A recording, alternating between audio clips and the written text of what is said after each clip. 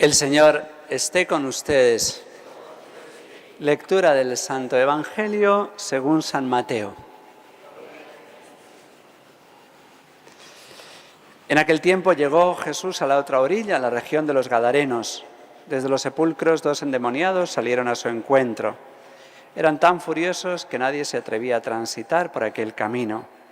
Y le dijeron a gritos: ¿qué tenemos que ver nosotros contigo, Hijo de Dios? ¿Has venido aquí a atormentarnos antes de tiempo? A cierta distancia una gran piara de cerdos estaba paciendo. Los demonios le rogaron: si nos echas, mándanos a la piara. Jesús les dijo: vayan. Salieron y se metieron en los cerdos, y la piara entera se abalanzó acantilado abajo al mar y murieron en las aguas. Los porquerizos huyeron al pueblo y lo contaron todo, incluyendo lo de los endemoniados. Entonces el pueblo entero salió a donde estaba Jesús y al verlo le rogaron que se marchara de su país. Palabra del Señor. Gloria a ti, Señor. Per Evangelica dicta eleantur nostri.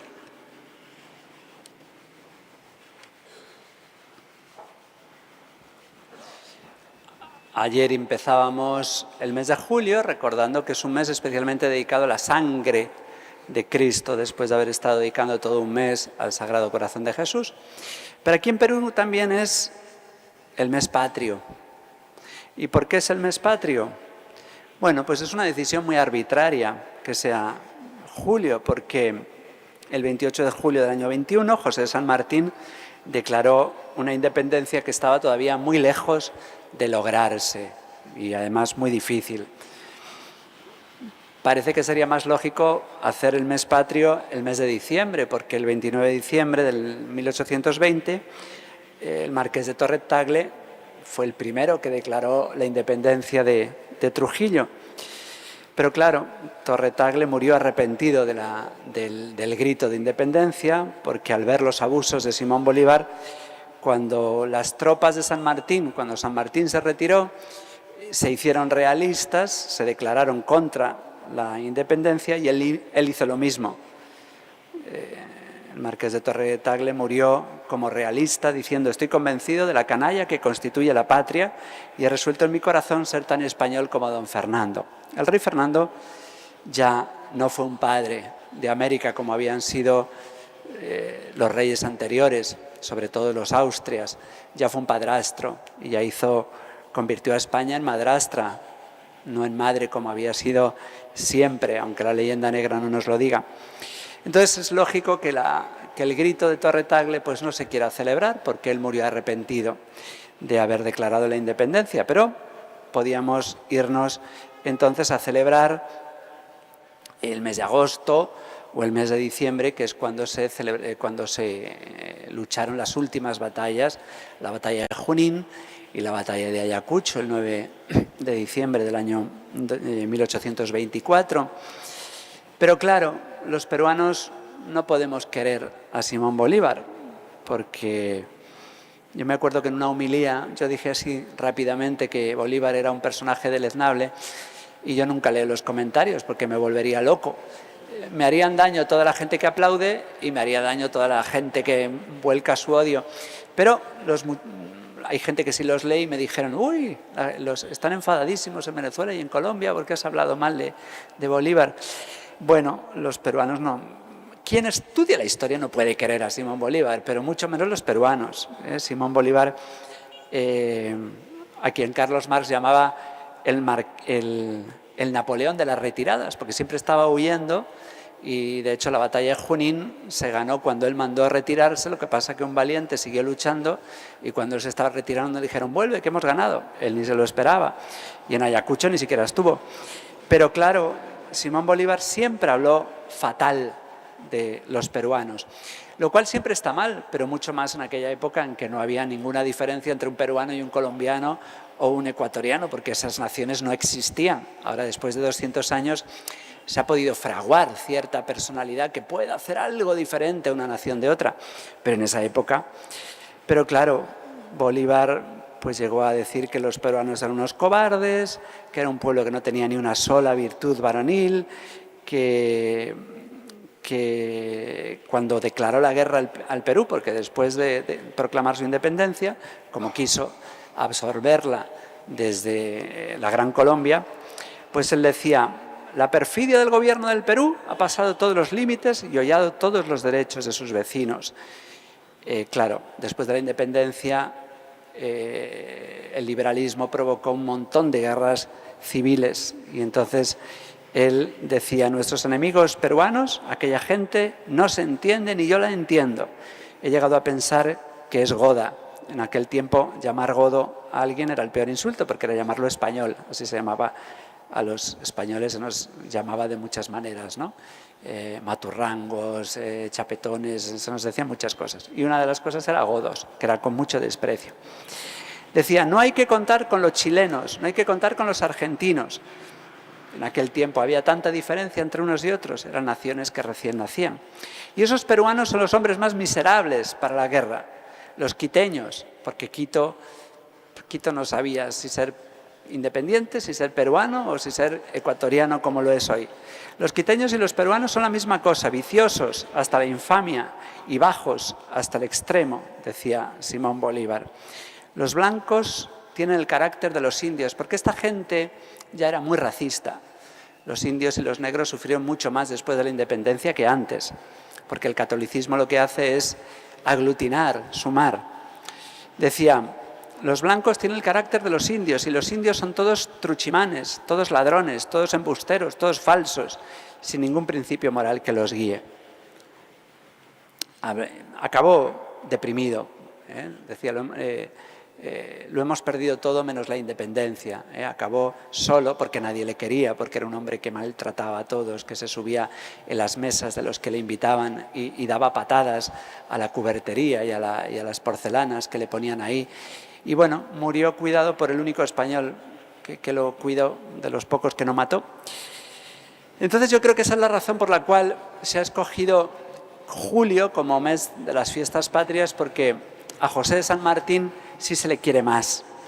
Porque José de San Martín era un hombre más equilibrado, era un hombre más honrado, un caballero, sensato, pese a estar rodeado aquí en Perú de un personaje deleznable.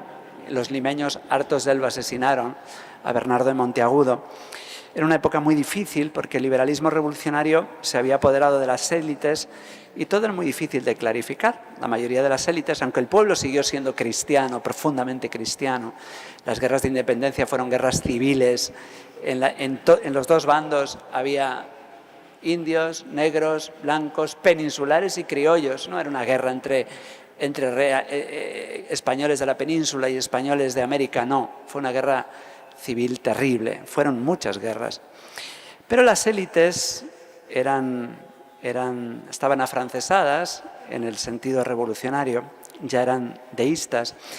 Y en cambio José San Martín logró que aquí en Perú pues la fe no se atacase, como luego se atacó en otras repúblicas, ¿no? Porque él decía: en la Constitución, la religión católica, apostólica y romana es la religión única y exclusiva de esta nueva nación, que no era el incanato, era una nación nueva.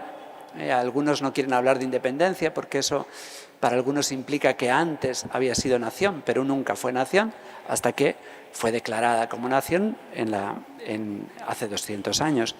Y esta nueva nación pues tuvo una constitución católica y decía San Martín: el gobierno reconoce como uno de sus primeros deberes el mantener la religión y conservarla por todos los medios que estén al alcance de la prudencia humana.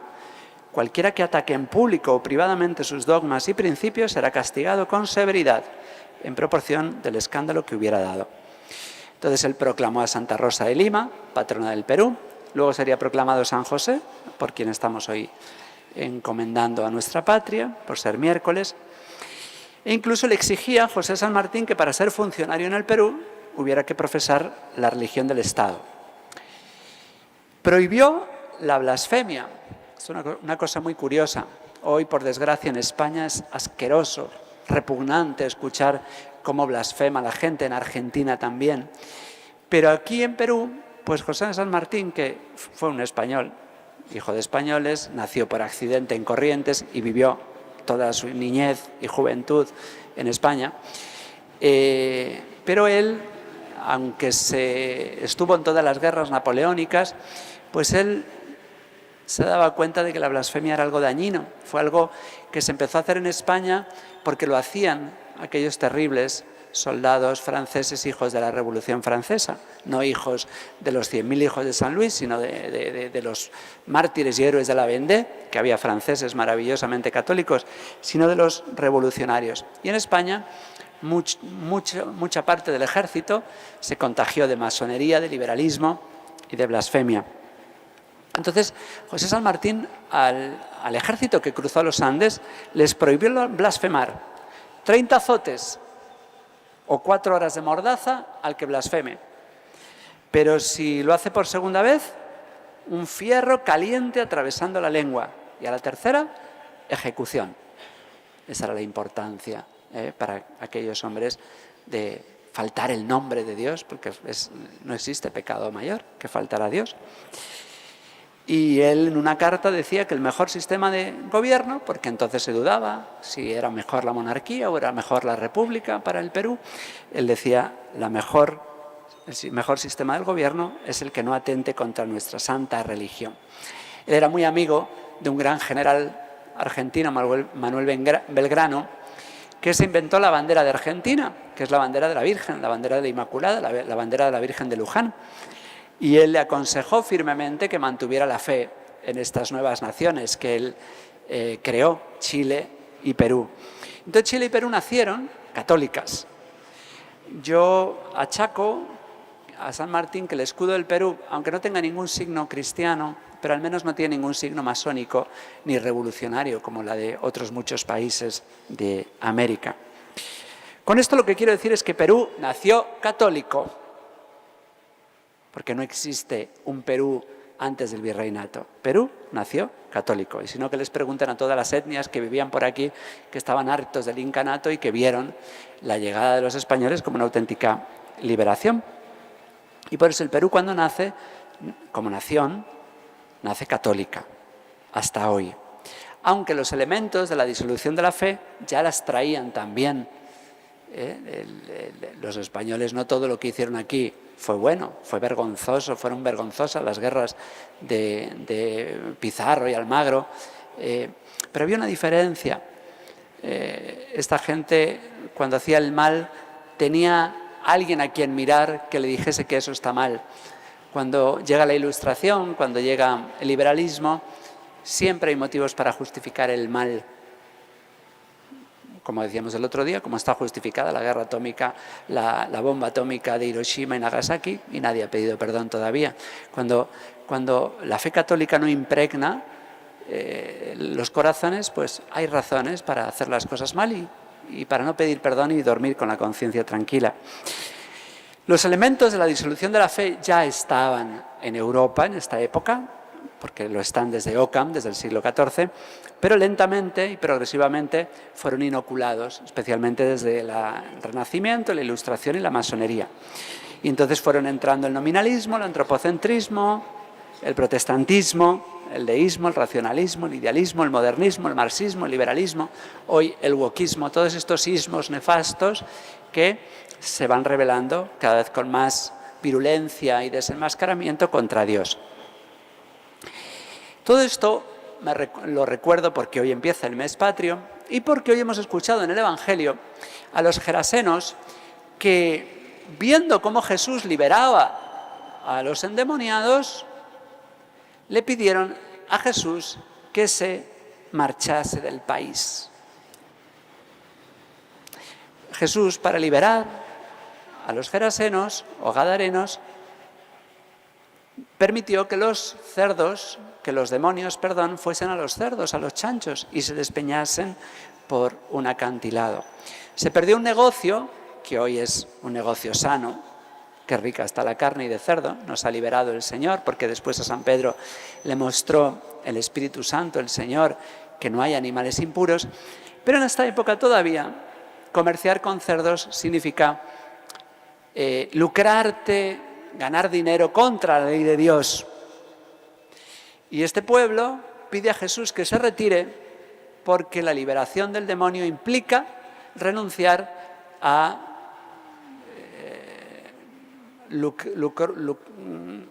negocios con los que se lucraban, con pingües ganancias.